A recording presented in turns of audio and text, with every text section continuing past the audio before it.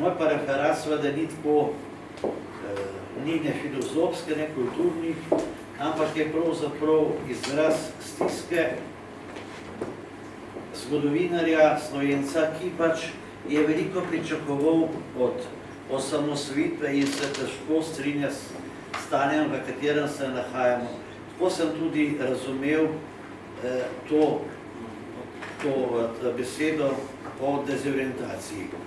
Torej, zgodovini kot znanosti, mogoče celo več kot to, ne pripisujejo samo starešinstva, da je ena med najstarejših znanosti, ampak še bolj neke vzvišene cilje, ki se izražajo v latinskem geslu, da je zgodovina magistre vitae. Najmanj toliko, ki jih temu verjame, se iz take trditve norčuje.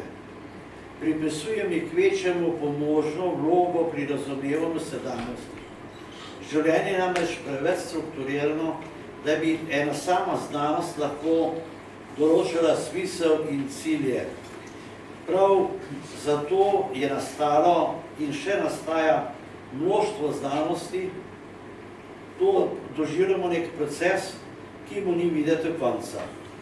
Na razpoloženje človeštva vplivajo najbolj nepredvidljivi faktorji. Globalizacija sveta, za katero ima največ zaslug brezbrežna medijska krajina, le širše smislu besede, zelo omejuje spoznavne možnosti zgodovinarja, ki je vse svoje življenje posvetil specifičnim problemom slovenske preteklosti. Kljub tej samoomejitvi ali pa ravno zaradi nje, nima samo pravico, ampak tudi dolžnost, da skuša k skupni sliki razmer priložiti tudi svoj drobec. Resničnost sedanje dezorientacije Slovencev je zavzela tak obseg, da ne zaradi pogledov preteklost, ne zaradi sedanjega stanja, ampak vprašljive prihodnosti našega naroda zahteva skrajno odgovornost, skromnost in pa seveda tudi ponižnost v razpravljanju. Zgodovinski pogled na preteklost teh krajev, mislim slovenskih, je v ljudskem izročilu starejše od prisotnosti naših slovenskih prednikov. To se pravi, mi imamo v našem zgodovinskem spominu tudi predslovensko obdobje, pa ne gre zdaj na hiter, naprimer, vam omenjam zgodbo o Kozorogu, o Zlatorogu, ki ne bi bila veliko starejša. Potem imamo to imena rek, nekaterih krajev in ledinskih imen, ki segajo verjetno v keltski ali pa celo v predkeltski čas. Naprimer ime Celja, mimo glede okrog Novega mesta, kjer sem doma, imamo 3 dume naselja ledinska imena, kar kaže seveda na keltsko izročilo. Torej, pisana slovenska zgodovina seveda pa ni stara, ampak tudi ni toliko zamudniška, kajti slovenska zgodovina lahko pisana tudi v nemškem ali pa latinskem jeziku. Kar primerljiva je z ostalimi evropskimi narodi. Slovenska zgodovina je bila dolgo osredotočena na položaj in stanje jezika, ki je določal naš stati in obstati. Bila je zgodovina slovenska domena literarnih zgodovinarjev, ki seveda so imeli pa svoje poudarke in glavna njihova pomanjkljivost je bila, da so se ponavadi osredotočili hierarhično, praviloma samo na enega ustvarjalca, torej vedno so hoteli med neko špico. Naprimer, če vzamem sam čas okrog 1900, vsi so govorili naprimer o Otonu Župančiču, niso se pa naprimer spomnili Antona Kuntka, ki tudi je del naše zgodovine.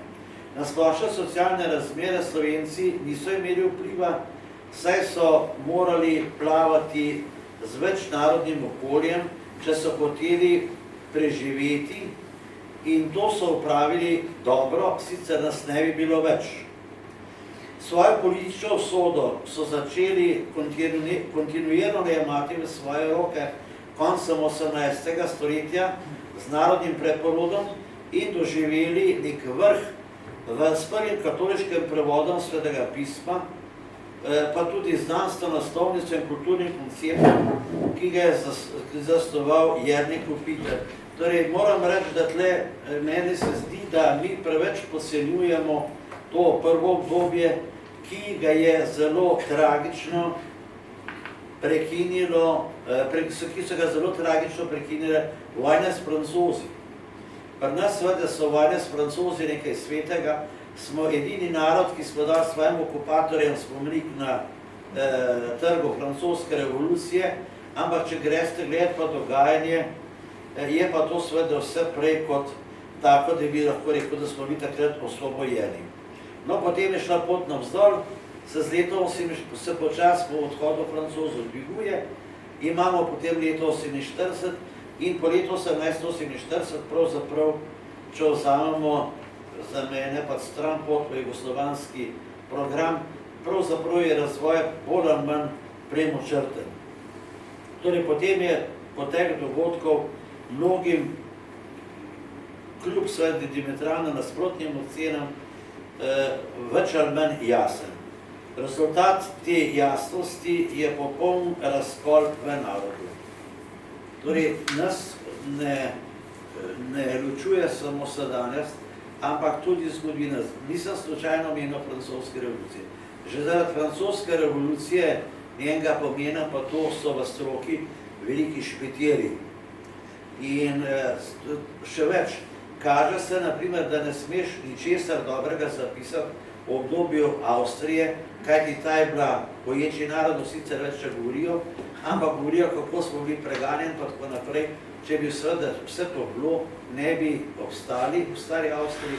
In stara Avstrija, če se še tako trudite, da dobite dokaza, kot imate za obe Jugoslaviji, da se nas hoteli jugoslavizirati. Pučnikov znameniti stavek Jugoslavije je več, zdaj gre za Slovenijo, pove vse in zdaj gre resnično za demokratično, mednarodno, neodvisno in priznano državo. Na udaru je zato predvsem demokracija, ne toliko slovenstvo še zaenkrat, ker je demokracija bila predpogoj, da je slovenska država sploh lahko nastala. V totalitarizmu niso niti poizkušali in tle nas je toliko starih, da veste, tisti, ki smo služili JLA, da lahko si marsikaj rekel, sam Bog obar pa, da so te kaj obtožili v zvezi z nacionalizmom. Še prepevati nisi smel slovensko. Torej, Slovenija je nastala brez nekega gospodarskega in socialnega koncepta. To je izraz neskončnega zaupanja njenih snovalcev v moč demokracije in liberalne ali bolje tržne ekonomije. Mogoče bi bilo tudi reči, da so prvo precenjevali, to se pravi, samo uvedbo demokracije, ekonomijo pa podcenjevali.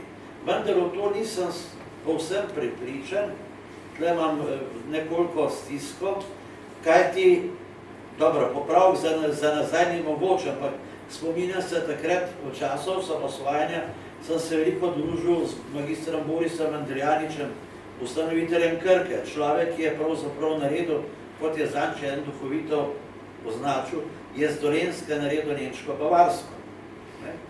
Ampak, ko sem njega sprašal, se kot gospod direktor, kaj pa vi mislite o ekonomske prihodnosti Slovenije, pa mi je rekel, pošluš, ponavadi mi viko, takrat je rekel, ali veš, koliko je, ne, jaz sem komentarja, ne, ko pa tipo. Tako je on pasta kot en vodilnih ekonomistov, ki je res naredil dolenjski čudež, bil pripričan v našo ekonomsko uspešnost. Če smo pošteni, moramo priznati, da optimizem v gospodarsko prihodnost pravzaprav ni bila nerealna. Če pomislimo, koliko je bilo načrtno uničenega skupnega premoženja, ki smo mu rekli družbeno, v bistvu državno, in koliko je bilo pokradenega, potem pravzaprav lahko rečem z besedami enega koroškega Slovenca iz okolice Vrbskega jezera, da ne gre čudno dobro. Ekonomskih okvirov Slovenije kot del globalnega sveta nikoli ni mogla diktirati sama Slovenija, lahko pa je vplivala na notranje domače razmere v njih. Tu poteka nesprosen boj, ki je v brezobzirnosti mogoče primerljiv samo še z ostrino državljanske vojne v letih 41-45. pobijanja še ni, grožnje smrti so. Zgodovinsko ni mogoče primerjati prehoda iz stare Avstrije v Jugoslavijo z prehodom iz Jugoslavije v samostojno slovensko državo. Namreč Jugoslavija je bila slovenskemu neagrarnemu sektorju zelo naklonjena, zato pravzaprav spodelno tudi izgubil Koroške, ne pa seveda agrarnemu sektorju, ki je bil največja žrtva Jugoslavije, ampak ob osamosvojitvi pa je vse treščilo v nas, od agrarnega do neagrarnega gospodarstva, kajti osamosvojitev je šele pokazala, kaj smo mi pravzaprav zaostali. Namreč nobena skrivnost ni, da mi seveda je bil napredek, katera družba pa ne napreduje, vendar je dejstvo, da je zaostajanje Slovenije za Avstrijo pa za Furlanijo naraščalo. Mi smo vedno bolj relativno zaostajali in to se danes v teh diskusijah pravzaprav preveč pozablja. Torej, oprostite, imam malo težave z očmi, ampak se že lovim. Torej, najkrajša je potegnil v osamosvojitvi agrarni sektor, ki ima za slovensko družbo najbolj dolgoročne posledice, predvsem socialne. Slovenski kmet je praktično izginul. Mi praktično kmeta nimamo več. In to seveda je velik problem, ker tako v ekonomskem kot socialnem pogledu, torej nisem pristaš teorije, da je kmet steber države ali pa slovenskega naroda, ampak vendar se je zrušilo se je nekaj, kar ni dobilo ustreznega nadomestila. To, kar je danes slovensko podeželje, je v bistvu so meščani, ki živijo na periferiji. Torej, imate številne primere, ko ne morate v vseh kupiti niti litra mleka, ne dobite niti kile kruha in tako naprej. Torej, kolikor jaz živim pravzaprav bolj s podeželjem kot z mestom, tam pa je računalniki, vse se dogaja, celo gosti za Svetega Martina prodajajo preko računalnika. No. Torej, zrušilo se je nekaj in osebno mislim, da v takih razmerah bi se morala okrepiti vloga inteligence v Sloveniji. Tako družboslovne kot humanistične in inženirskega kadra, mogoče zlasti tega, ki pa že vse od Popitovega obračuna s tehnokratizmom in liberalizmom ne najde svojega mesta v družbi. Politika in ideologija dušita vse. Temu se je pridružila še ideološka diferenciacija, ki pa se meni zdi zelo huda in se spomnim zdaj, na to me prvi opozoril pokojni takološki skladatelj, ki sem ga spoznal na Novi reviji. Torej, ta delitev slovenske kulture na urbano kulturo, ki je, čeprav šibka pri nas vedno obstajala, in pa seveda na ruralno kulturo. Pri Slovencih seveda ta meščanska kultura, urbana kultura ni bila posebej cenjena, ampak vendar ji moramo priznavati njeno vlogo in ne nazadnje se moramo spomniti tudi Prešernovega kulturnega koncepta razvoja slovenske družbe. Ti dve, urbana in ruralna kultura, pri nas si nista bili nasprotni, mislim na slovenski, ampak sta bili komplementarni. Oboje je težilo k pariteti in rasti slovenstva, tako kulturno kot politično. Razglašati se danes za Slovenca pa pristaša slovenske kulture, pa pomeni osebno sprejemati drugorazrednost. Osebno sem prepričan, da se je to zgodilo v veliki meri zato, ker je bila uničena Nova revija. Oprostite, nobenemu staremu Nova revijašu, sicer je to vidno sam Tomaž, ne želim tle kofirati, ampak mi danes nimamo nekega slovenskega organa, ki bi skrbel za slovenstvo. Glejte, dokler je bila Nova revija, ni bilo novih obrazov. Mislim, kajti mislim nova revija v smislu kulturnega gibanja. In tega se seveda, mislim, da premalo zavedamo, kajti nova revija je usmislila in izvedla osamosvojitev, sedaj pa pravzaprav nimamo nobenega organa, ki bi s tem nadaljeval. Torej, njeno vlogo bi morala prevzeti SAZU, ki pa je seveda vsa čas izjemen in tukaj navzočemu mojemu sošolcu in prijatelju Milčku bolj del problema, kot pa njegova rešitev. Zlasti bi rad opozoril na položaj, Milček, zgodovinari so v prvem razredu, ne? Prosim? Ne, zgodovinari. Zgodovinari so v... Ali prvem ali drugem? Tam so dva sektorja, družboslovci. Ja, ampak je prvi razred. Ja, prvi razred. In veste, v prvem razredu so, ki bi moral pravzaprav držati temelje slovenstva, so razmere najhujše. V prvem razredu rečemo žargonsko, v petem razredu kumrovški razred oziroma FDV-jevski razred. Lahko še povem, da je moj... Temu, kako se reče, sektorju, družboslovnemu, ne zgodovinskemu. Ja, moj šef profesor Cviter, kjer sem bil njegov nekakšen tajnik, pa tudi pol naslednik na vodstvu inštituta, je zmeraj rekel, posluš, moramo z vso silo prepričati, da FDV-jevci ne pride akademija. Ko bodo ti pa šli po koncu akademije? No in zdaj ste slišali, rekel, komentar iz prve roke.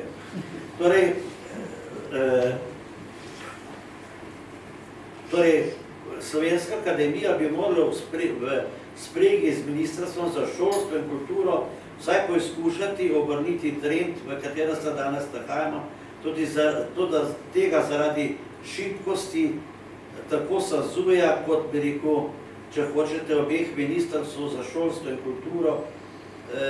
Dobro, zdaj se svoježno so spominjam kolega Vaska Simonitija, smo pravzaprav zelo daleč od tistega, kar bi se moral pri nas dogajati. Nobena skrivnost ni, da smo se Slovenci osamosvojili, ne pa osvobodili ali bolje prišli na pozicija samoslovenstva, kar konkretno pomeni v prvi vrsti zasledovati interese in cilje največjega dosežka Slovencev v zgodovini. Glede pojma samoslovenstva, ki je naslov moje knjigi, moram povedati, da so me zelo zmerjali, da se zmišljam besede in tako naprej, ampak tako bom povedal, to je bila beseda, ki je bila po drugi svetovni vojni umaknjena iz javnosti. Boris Kidrič je v pismu,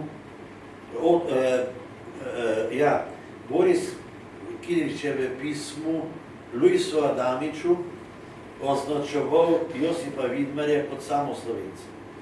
Imamo še primere ljudi, ki so prosili za sprejem v partijo, pa so se samo obtoževali, kot veste, morala biti spoved pismo, da so bili samoslovenci. Zanj je pa kolega najdu v arhivu Udbe, da še leta 62, ni mi povedal za ime, so nekoga na Udbi opredeljevali kot samoslovenca. Gre za star pojem, seveda, ki je zginil in ki pomeni samo to, kar ima značilno za vsak narod, da na prvo mesto in z narodnih interesov postavlja seveda svoj interes in cilje. Če razklanost še do nedavnega izgleda predvsem ideološka, posledica napora starih političnih sil, ki naj bi leta 1991 dokončno zgubile vso splošno prevlado, pa postaja danes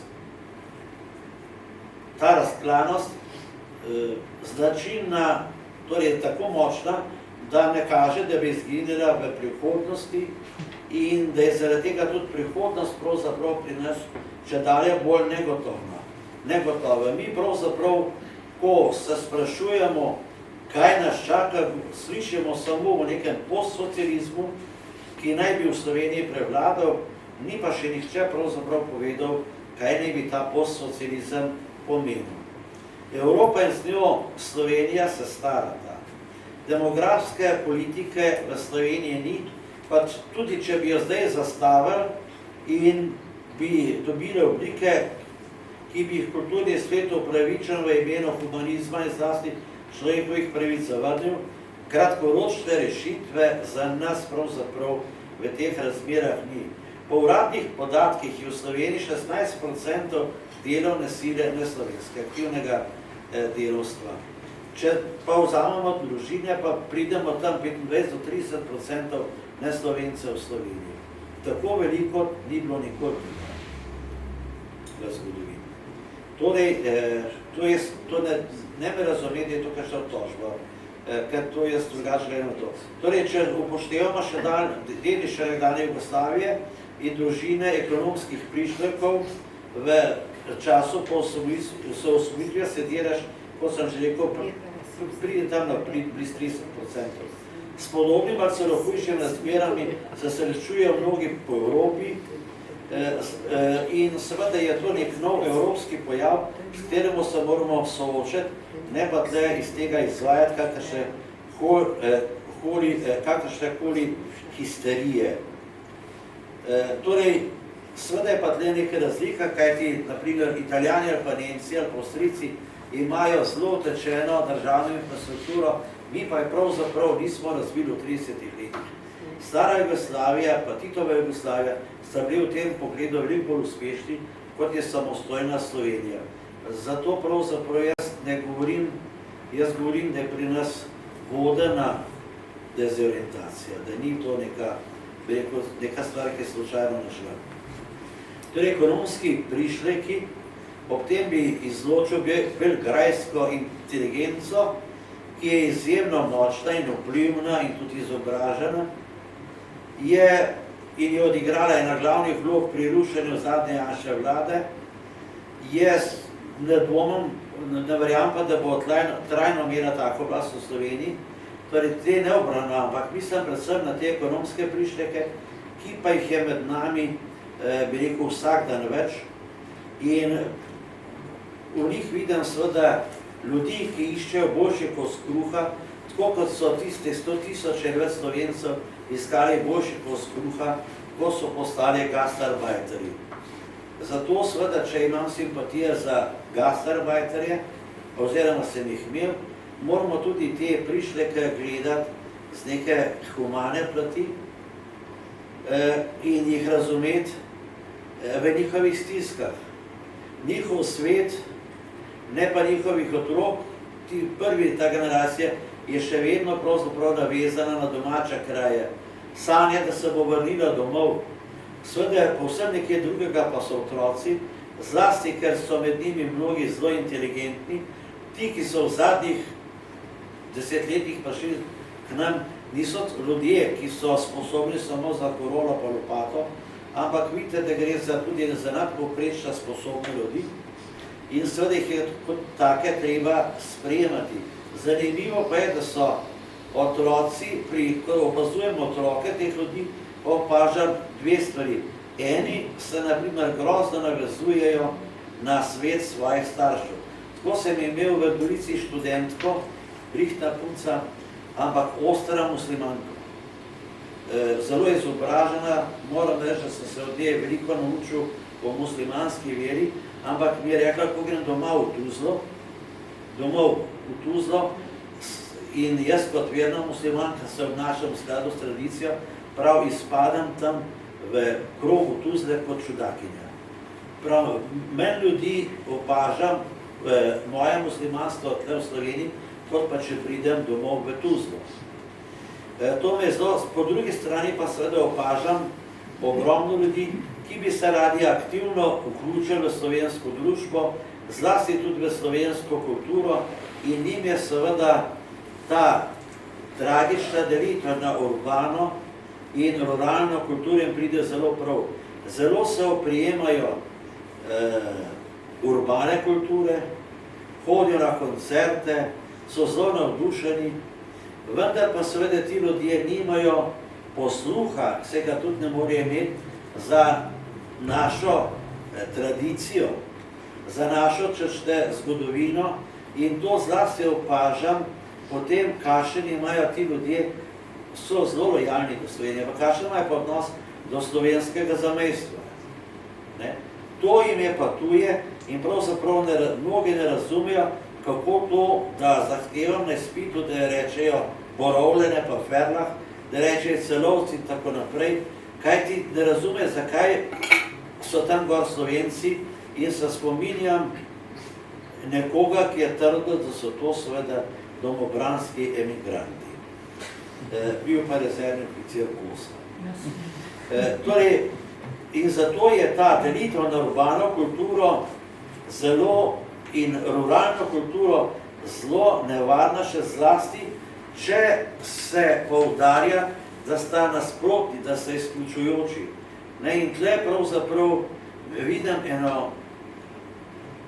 eno nalogo slovenskih izobražencev, ki so tudi pristaši urbane kulture, da vendar skušajo to združiti in pa potegniti pravzaprav ta voz slovenstva naprej. Kajti, ko smo se, oprostite vam težave, danes se ne spomnim tega skladatelja, ki je bil običajno na Novi reviji, Korošec je bil, je rekel, veš prav, tale ruralna kultura, to je kultura angleških predmestij. To je slabša kot najslabša kultura. Danes pravzaprav tega ne moramo več govoriti, ampak so pa seveda del naše sodobnosti. Zato prehajam v ta drugi in zadnji del, ki ima naslov Dezorientacija ali nova stvarnost. Z organizatorji simpozija se strinjam z opisom aktualnih slovenskih razmer s pomembno razliko, da ne vidim v ospredju smiselne, ampak vodeno dezorientacijo. Njen glavni vzrok je prevladujoča ideološka nestrpnost, ki se izraža v nasprotujoči razklanosti slovenskega naroda. Dialoga ni in vsebina te razklanosti je polpreteklost, vsebina in potek druge svetovne vojne in seveda tudi povojne razmere, kar se vse bolj odraža na odnosu do osamosvojitve. Kot veste, danes pravzaprav se silno trudijo, je stalno doživljam tudi take dobronamerne, da ne neham že narediti, da pač je osamosvojitev izpeljal Kučan in njegov krog. Prosim, res ti ljudje, zgodovinari mi to dopovedujejo. Torej, takemu prepričanju lahko mi kdo reče, da sem pristaš teorije zarote, ampak mislim, da nimam teh težav. Torej, poglejte samo, kakšne so razmere v zgodovinski stroki, o katerem je sem prepričan že govoril kolega dr. Grdina, kjer vplivni posamezniki, ki se jim bližje in ki jim je bližje podrobnejše vedenje o metodah dela nekdanjega kosa in Udbe, torej so zelo glasni, predvsem pa vplivni, torej ti ljudje nimajo več nobenih zavor, niti se ne bremenijo z resnico. Po padcu njim ljube socialistične Jugoslavije in njenega totalitarnega režima so kot en mož so se obrnili proti koreninam slovenske narodne zgodovine in pravzaprav nam hočejo iztrgati podlago, na katerem slovenstvo sloni. Zanikajo slovenstvo Karantanije, pa Koroške seveda. Potem imate primere, da govorijo o tem, da nas je pravzaprav ustvarila Habsburška monarhija, da ste si Slovence zmislili Bleiweiss pa Kosta. Poslušajte, to niso neki tretje razredni ljudje, to je en izmed vodilnih antropologov. Pri nas, ki to reši, govori, kako sta si te dva človeka izmislila Slovence. Torej, gre pa seveda, da to svoje teorije izvaja zelo nasilno in, naprimer, če lahko samo trito povem, na nekatere simpozije, kjer bi pravzaprav po svojem znanju moral biti vsaj povabljen, se je ta antropolog pohvalil, da je preprečil, da ne bi tja prišel. Torej, o imenih ne bi govoril, vsi slute, ampak grozljivo je pa to, da se tem posameznim, ki imajo zelo velik vpliv, priključujejo oportunisti, ki vedno potegnejo z onimi, ki razpolagajo z delitvami takšnih ali drugačnih bonitet. Torej, mnogi naši someščani imajo zelo veliko veselje biti pripadniki večine in to je pravzaprav glavni kriterij, po katerem se odločajo. Zanimivo je, te zgodovinarje, kako jih boste spoznali. Oni ne govorijo, naprimer, o Slovencih 18. stoletja, pa pravijo slovensko govoreče prebivalci naših držav iz 18. stoletja. Torej, slovensko so govorili, Slovenci pa niso bili. No in seveda, dobro, To je en zelo resen problem, s katerim se bolj sovladamo zgodovinarji zdaj, ampak ni pa trivialen. Dobro, nisem pesimist, ampak vendar pasivnost pa ničemer k tem ne pomaga. Torej, še zlasti zato, ker se to seveda odraža tudi v novih obrazih, zlasti pa v odnosu do slovenske osamosvojitve, ki ni več vrednota. Zadnje čase lahko poslušate stilno od te vlade. Ja, zadnjih 30 let je vse narobe, zadnjih 30 let tudi trava vas še raste, kot je včasih rasla. Poslušajte to sintagmo zadnjih 30 let, kako je vse zaračo. Torej, in seveda k temu pritegnejo tudi mnogi samooklicani kulturniki in tako naprej.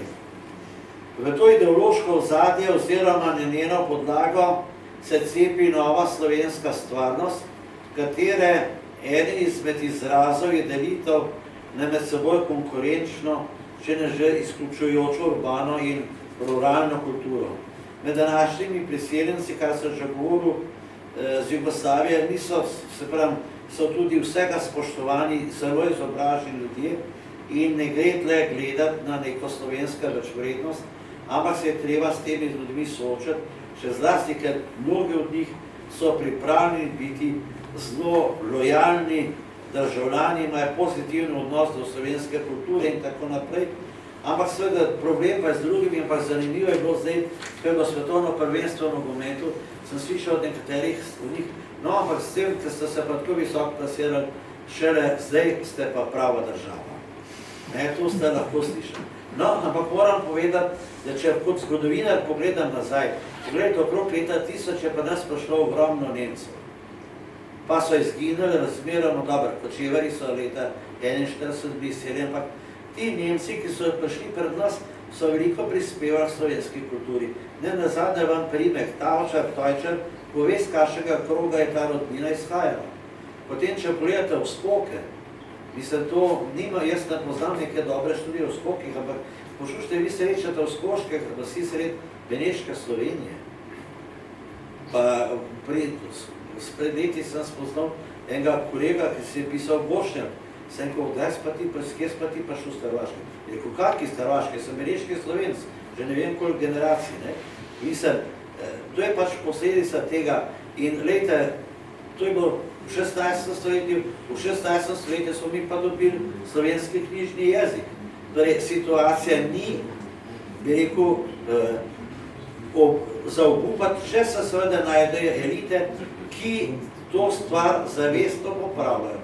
Mi smo tako elito v 16. stoletju imeli, mislim, plemstvo, ki je sofinanciralo prevod in tisk Svetega pisma, zdaj pa seveda so problemi, čeprav tako druženje, kot je danes, me je zelo navdušilo in sam pogrešam, mislim, da bi že z teh, ki smo tle lahko nekaj nastala neka nova revija, ki bi vse te stvari vendar neko aktivno vlogo v družbo vzela.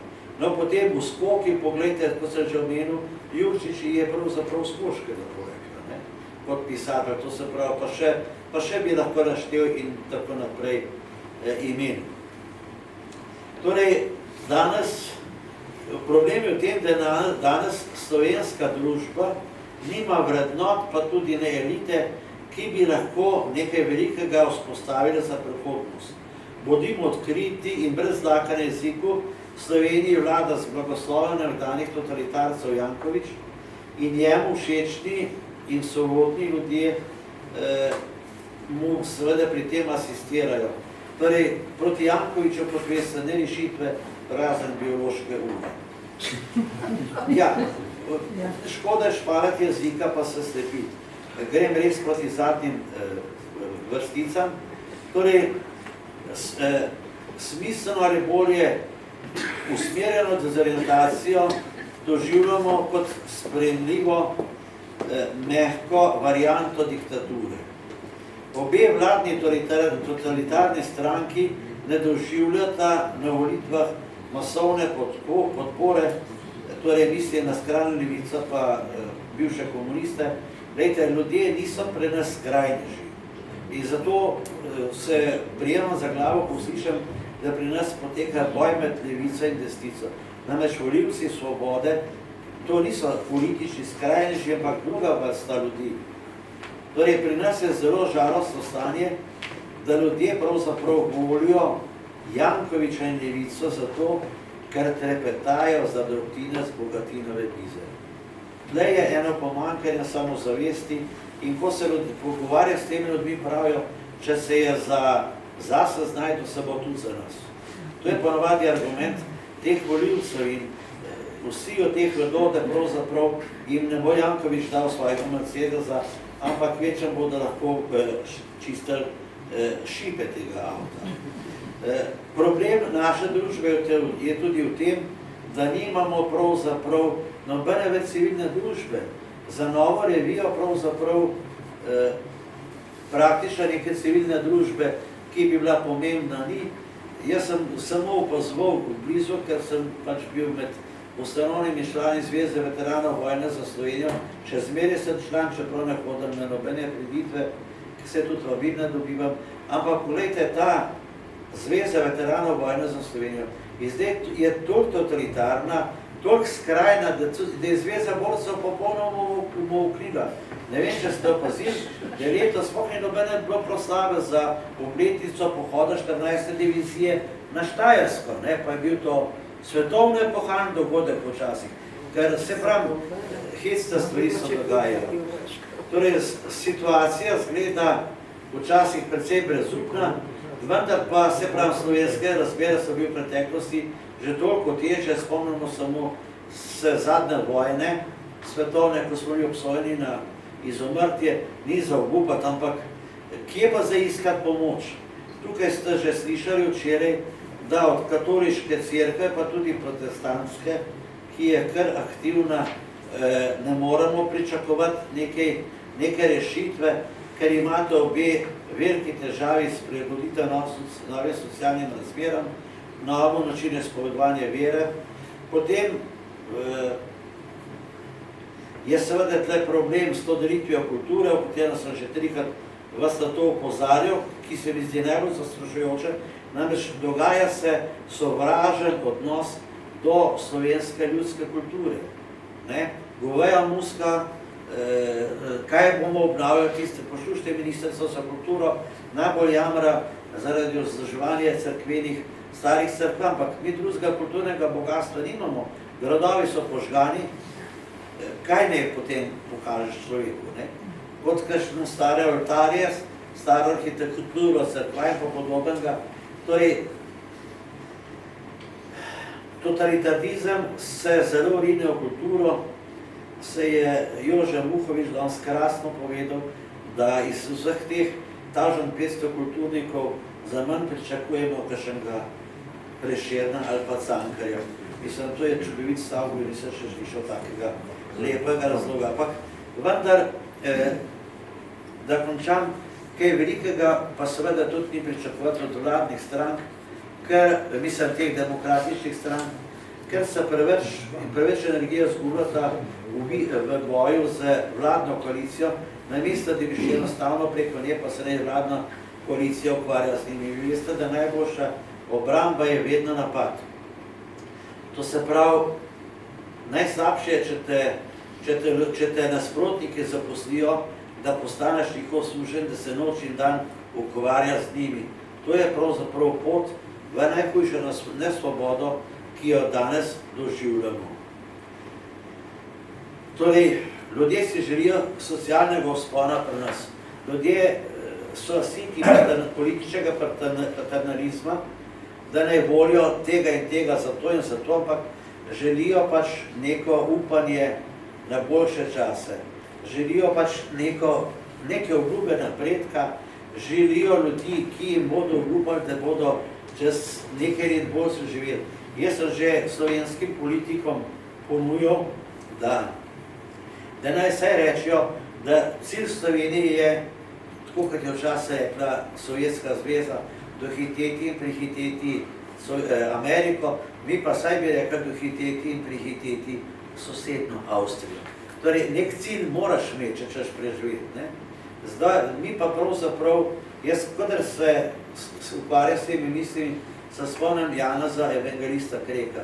Mi ne rabimo zdaj, bi rekel, Kreka.